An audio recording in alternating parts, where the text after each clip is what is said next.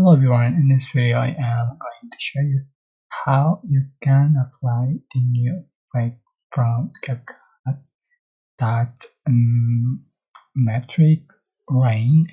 So you can find and 20 years metric range.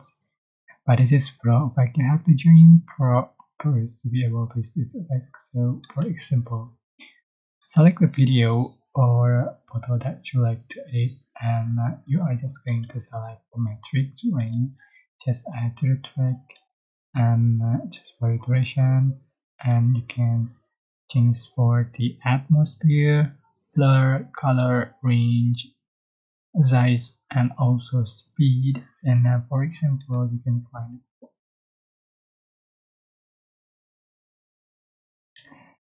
so you can change for the color. See for the final. So again, providing this as an awesome effect. You have to try to your video. And so basically, I hope this tutorial was helpful for you. Don't forget to like, comment, share, and also subscribe. Thank you so much for watching.